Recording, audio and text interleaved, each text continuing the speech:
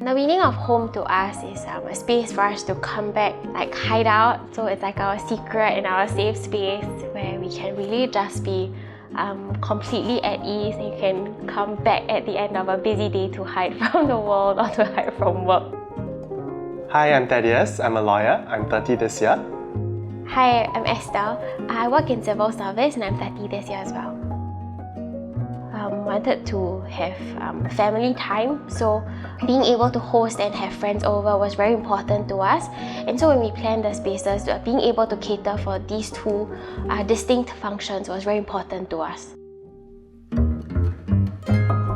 This is a 4-room BTO at Eunos Court, which is very close to Eunos MRT. The first room you see when you come into the house is our study. This used to be the living room or the dining room. After this room, we have our main dining area. This used to be one of the bedrooms before. It was hacked and converted into our main dining area. It's directly connected to our kitchen, right opposite, so there's easy access to the kitchen. Beside the dining room, we have our junior bedroom and our master bedroom. When you come in, we wanted some beautiful Peranakan tiles to line our floor. It also serves as a marker from the rest of the house. So basically, you know, when you step in, this is where you can wear your shoes into. Everything outside that, you have to be clean. You know, most of the time, BTOs, you open the door, the first thing you see is a dining table. And if you have guests there, they're all looking at you. It's very intense. But what you get here is when you open the door, you see the beautiful tiles, you see a curved wall, you see a lovely Beauty and the Beast painting. It's her favorite. And that is very welcoming. And actually the wall also just serves as an added layer of privacy, because instead of looking into the social space directly, I think there's a little bit of that wall first. One thing you wouldn't notice is concealed on the left, our door to the study. It doesn't really look like a door. Our guests don't usually enter the study room. But once you enter the study room, it's a little small corridor before you enter the larger space. After we got married, we were staying in a rental place. It was a 2-room flat. And during COVID, we had to live and work in it. Yeah. So we had to work in the bedroom and in the dining room, and that was quite chaotic. So when we came here, we made an intentional effort to make the study a nice place for us to do our intense work. We planned to stay here for a good number of years. We didn't want to do too many permanent fixtures. And this goes back again to, in case we need to turn the study room into a bedroom next time, everything can be moved out. It can be fully converted into a bedroom. We don't have a living room. The study room is our living room. We work there, we chill there, rest there, and it's our little safe space. One thing we also wanted from BuildBuilt was the connectivity between the study room and the dining room. So what BuildBuilt suggested is, having an open window instead, so the connectivity is still there. Next time when we have kids, we can have the kids playing out there. We can be working in the study room, and there'll still be that conversation that can go on throughout the day, and we like that. Esther always wanted a floor-to-ceiling bookshelf. Oh yes, in Beauty and the Beast, where she just slides along the thing. So, well, it's not exactly a bookshelf, it's a display shelf now. We told our friend Keith we really wanted it because it's part of Esther's dream. And we can sit here, we can have a meeting, conference using that TV. This serves as a collection of our memories. We have cells for our family portraits, cells for our friends, display of all our little tiny decorative pieces, and of course our vinyls are absolutely beautiful. So we have them displayed as well. We have an empty corner there currently for Gundams, which I used to build. You should take it out. Yeah, well, haven't taken it out yet.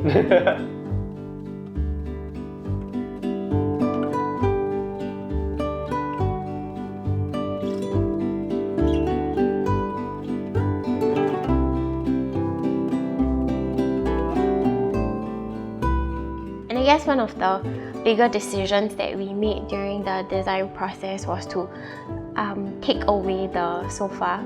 Because I think that was something that we grappled with. It just reached a point where we realized that it wouldn't really be very functional past a certain point, and I think we also just took some time to observe the interactions that we generally had. Actually, we realized that I think now if people come over, we always have a meal, then we will just really interact around a table. Well, I mean, the truth is most of our friends are around our age. And what we do is we go out, have a drink, we sit on a bar table, and we can sit there for hours. So we can do the same thing in our place as well. We realize that we don't really need a lounging area. This dining area, what we really like about it is how it's so accessible to the kitchen. So we can actually extend this table to host maybe 10 to 12 people. Pantry is very important because we need our coffee in the morning. So it stores our teas, our coffees, our snacks, our cups.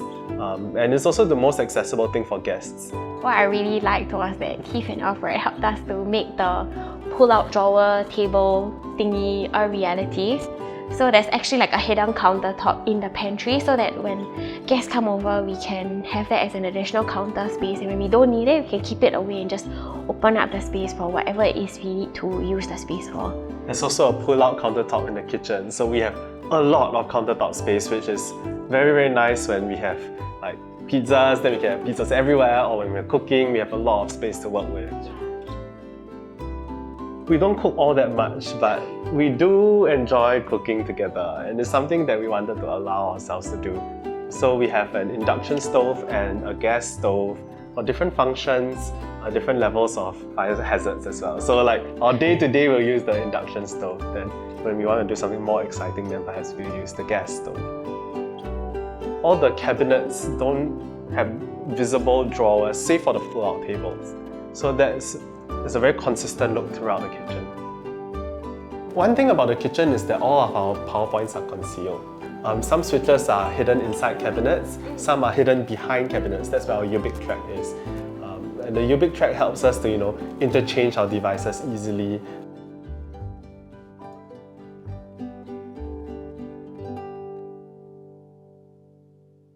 So when you walk into the master bedroom, on the right is a full height floor to ceiling wardrobe. Then on the other side is almost like a half height mini wardrobe. We've got drawers and a small hanging area. Then in between it's a vanity area. So this was something that we really liked from the previous place because it's like our mini walk-in wardrobe. I'm not sure whether all BTOs are the same, but at least ours has a very big window over there, so it allows a lot of natural light to come in during the day, but also to have some privacy. We got their help to create almost like a wardrobe door with a mirror, so when I need to use the vanity, I can just open it and there's a mirror, but when I don't, I can close it up.